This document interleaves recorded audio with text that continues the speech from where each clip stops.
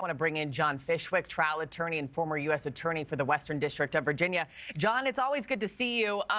We're starting this Monday off, ground running here. For starters, clarify this pardon for us. Is there nothing that Trump, Congress, anybody can do to reverse this? This is set in stone? Yeah, the presidential pardon is the broadest power that a president of the United States has. It's unfettered. Nobody can reverse a presidential pardon. Congress can't. People can complain about it. People can be upset about it, but it's absolute power that cannot be reversed by anyone. And so President Biden has forgiven his son and given a presidential pardon, not only for the charges that he faced and was found guilty of. And remember, he pled guilty to the tax charges, but for any other charge that could be brought against him from 2014 to 2024. So it's a very broad forgiveness by the president, therefore by the federal government. And so the sentencing in the two cases that were set to go this month, where he likely was going to get a prison term, at least in the tax charges, they're now scrubbed. They will not go forward. Yeah, one of those cases just days away at this point. In President Biden's statement, John, he said this. He said, quote, "People are almost never brought to trial on felony charges solely for how they filled out a gun form. It is clear that Hunter was treated differently," end quote there from the president. Do you agree with that from your legal lens?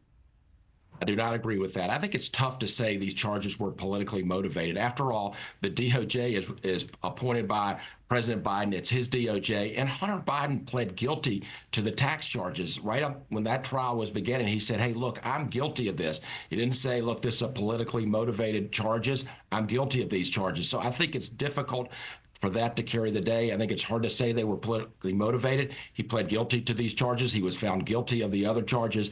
It was Biden's DOJ. So I don't think that's a winning argument. Yeah, and this is obviously a huge 180, right? President Biden, the White House, they've said countless times that he would not pardon his son. Take a quick listen to this, and I'll get your take on the other side.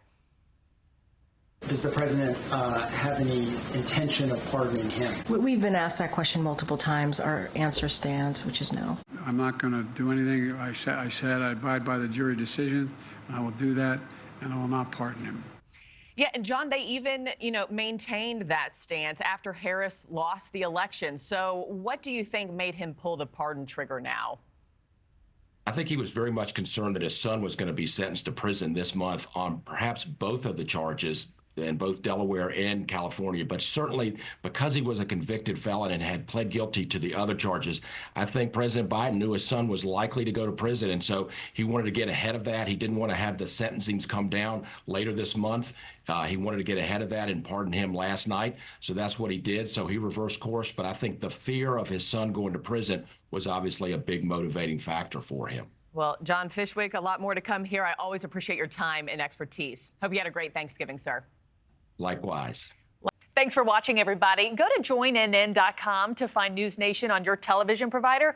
Also, don't forget to click that red subscribe button below to get more of NewsNation's fact-driven, unbiased coverage.